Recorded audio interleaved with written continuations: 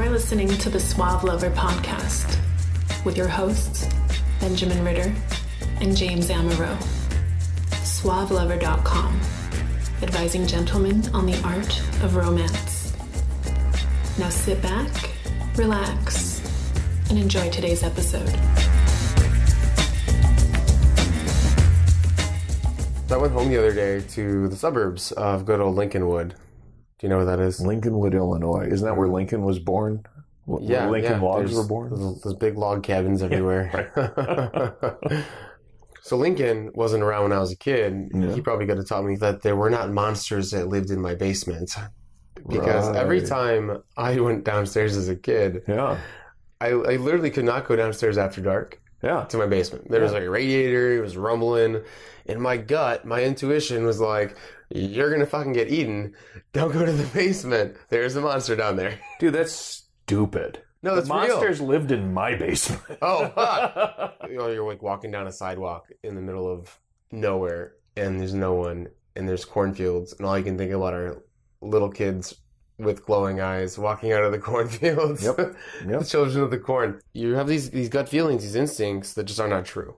A lot of them aren't true. You know, it's tough to figure out what bits of your intuition, your instincts about the world are reliable and which ones are complete bullshit. Yeah, because children of the corn, monsters in the basement, probably not true. Wait, no. Most likely true. Pretty sure those two are the ones that are reliable. This girl really likes me and wants to have my babies, or this girl's cheating on me, 100% true. Right? Yeah, see, that's where it becomes sketchy. We know that there are cognitive biases and there are misperceptions and there are miscommunications. We know that the social world is full of fucked up chaos when it comes to us reading people. And at the same time, we also know there are a lot of things where when you trust your intuition, you do better off. You're talking about liars. We're better lie detectors based off our intuition than when we try to influence our own decision with our own thoughts, right? Right. Critical thinking. I wonder if I should look for a facial tic where the right eye closes slightly when it... Yeah, that's really very hard to keep all that in your head. And at the same time, when you are 100% purely confident that this next round, you should put it all on red. It always ends up being black. What the fuck? But that one time I walked up, I won so much money. It's really hard to advise about this because you're like, dude, I totally know this girl is into me. I mean, that's where this comes into play. I know this girl's into me. I know this girl loves it when I just tease her and I fuck with her. And then you sort of see them out in the wild together, and she's totally not in this guy. You can see it.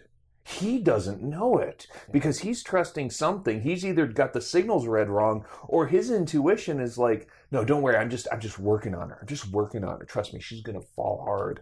Of course she's not into the guy. I really love, she's not talking to other guys.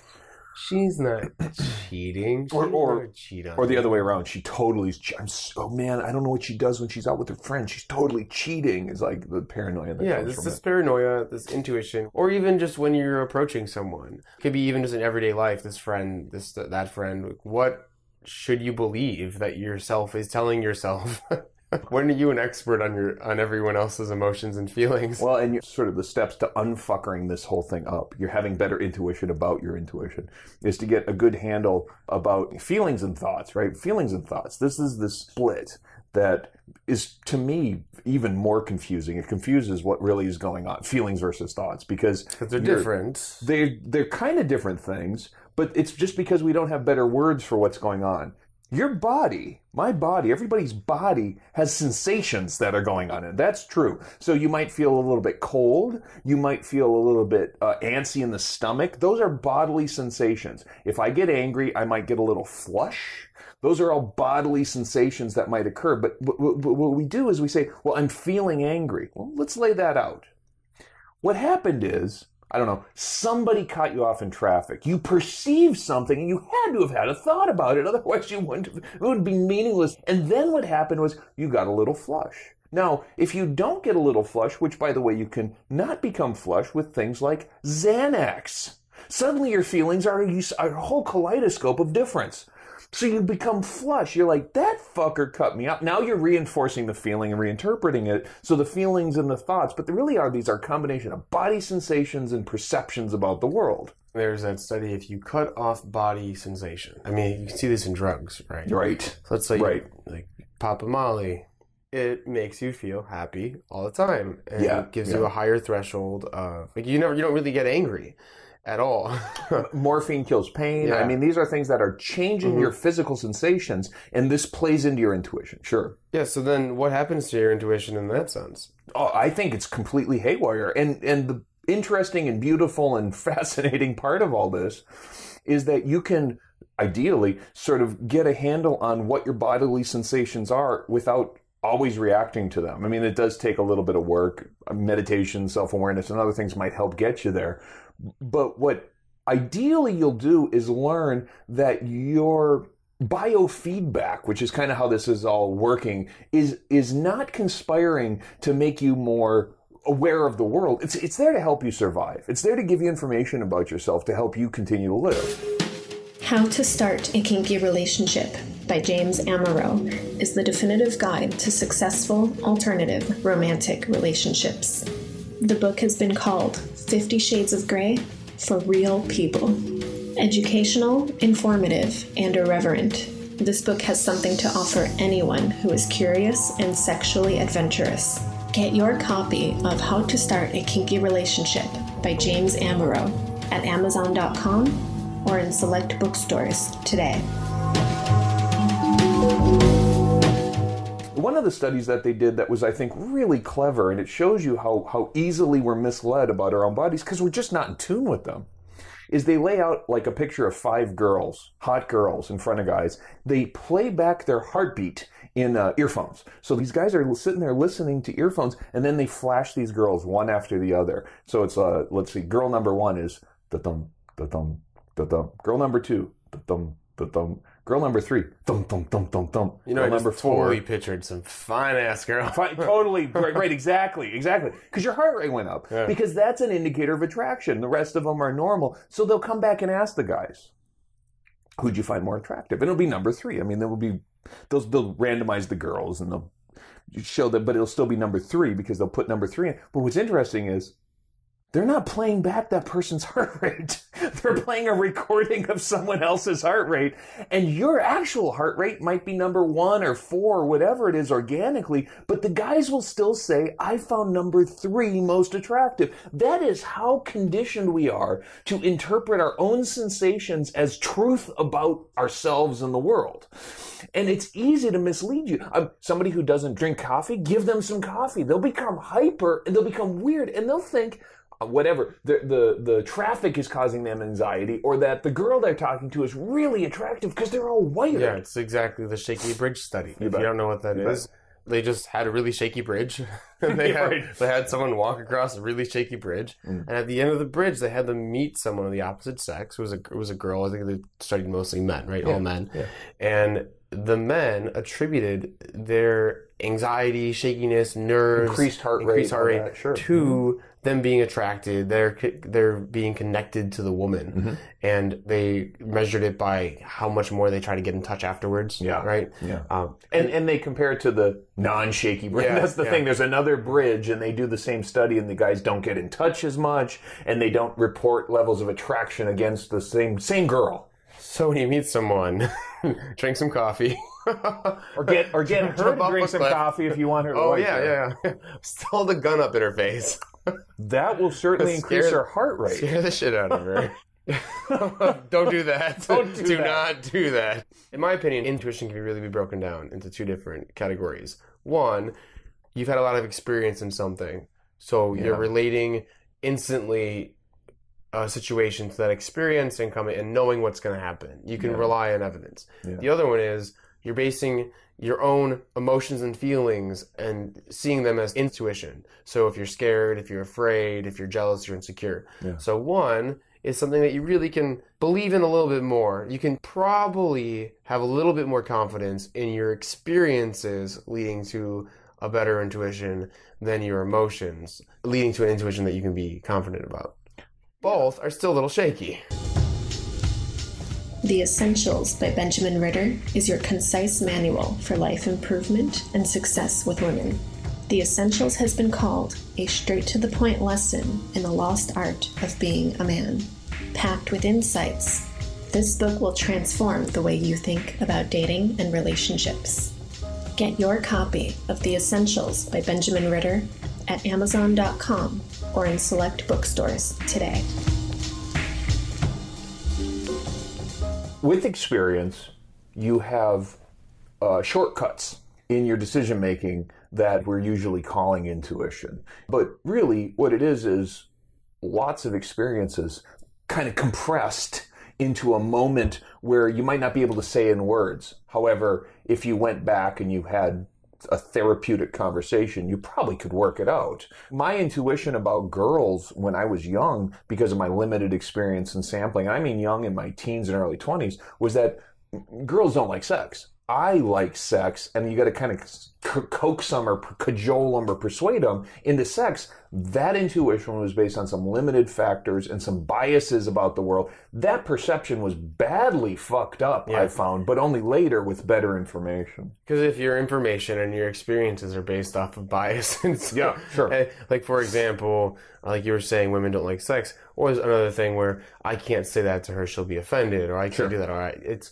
based off of poor knowledge, and that intuition then can't be trusted. Right. So most people are not relationship experts, dating relationship coaches, and they don't have a ton of relationship experience. When I mean a ton, I mean going out and talking to 50 girls in a day for a year. Sure. You know, and so a lot of times their intuition is based off their limited relationship experience, and it's very hard for me to say to someone or a listener or a client, just trust your gut, because their gut hasn't really had the best. No, their stomach's kind of growling when it comes to this. Yeah, I know what you mean. And so a lot of times, to trust your intuition, you need to one step out of the situation and look at it from like a non-emotional standpoint, but then also find an expert. And the expert isn't the guy that's banging a lot of girls, right? Necessarily. It's not your best friend. It's not a family member, because a lot of times someone else's perspective on something or intuition is just based off of different biases. If the quarterback has had an unlimited amount of easy pussy his entire life, he'll be like, dude, just go out and be yourself. If a girl who has only found guys who she happens to really like, that they have a personality, but she only dates hot guys with personality, she might say, you know, just have a sense of humor. Just make her laugh. She'll love you. And that's so completely not what's going on. It's such an incomplete, such an inarticulate picture of what's going on. So you say, well, my frustration builds up because I'm getting all this bad mixed advice, mixed signals, all that kind of stuff. Don't let that happen. If you're trying to figure out what's going on with you, you'll personalize. You have to personalize this. The rules that exist are generalizations that just apply in lots and lots and lots of cases. But in the same way that lots of cases have exceptions, you probably are an exception. You're probably a little different than perfectly average. So in your case, your belief about this girl, that girl, all girls, your belief about yourself as a guy, your comparison to other guys, the idea that she's always comparing you to yet another, all that shit needs to be checked. Because your ability to step out of your head and see what of that is, let's say, fear-based, what of it is ignorance-based, and what of it is genuine feedback is limited by, well, your ability to get out of your head. Most of us really have a hard time getting out of our own head. Oh, and those people that you meet that just all of a sudden make the sparks fly and the butterflies flutter. It's really hard to tell someone, don't trust that. Because what does it really mean? It is really nice, and it's rare, and it's precious when you get it. It's a real treat to have somebody who gives you that sort of tingle, but at the same time, they're not giving you anything. I mean, it's maybe around them you're finding it, but dude, it's been in you. And it's important to not allow that to rush a relationship and to rush getting to know the person, to just dive into them. It's important to dive into them. Dive in. Well, I mean, you can certainly try. Yeah, you can try. What are sparks to you? Butterflies in the stomach. It's literally the sensation for me of Stage fright, the same thing you get performance anxiety. So it's literally it's a very specific, yes, it's excitement, and it's a very specific kind of excitement that I only gotten from very few girls. What is it? It's exactly the fear that you get when you're about to perform because you're terrified of the scrutiny of others.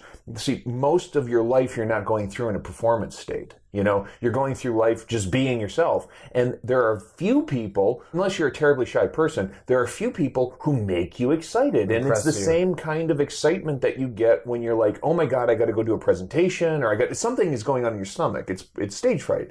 Now, just because I know what it is, doesn't mean that when I get it, it's any less genuinely there. But it is, oh my gosh, these 11,000 people I don't give a dick about can look at me and I don't care. I don't feel anything because I don't care. But this one girl, when she notices me, is like being noticed by this whole audience, and I get all tingly and anxious. I'm not discounting that because I've felt it. It's great. It's wonderful. Again, it doesn't mean you should dive in. Dive in deep. Doesn't mean anything. It doesn't mean anything. Just because you have that intuition does not mean the other person has that intuition or has that feeling. Nope. And even if they do, you have no idea what it means. Yeah.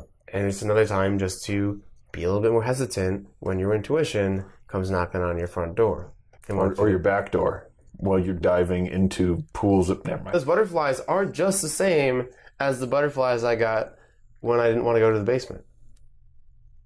Maybe you're in love with the basement monster. I don't know what your deal is, dude. You probably should see a relationship expert about your hang-up. You have been listening to the Suave Lover podcast. Visit suavelover.com to become the kind of man that women crave.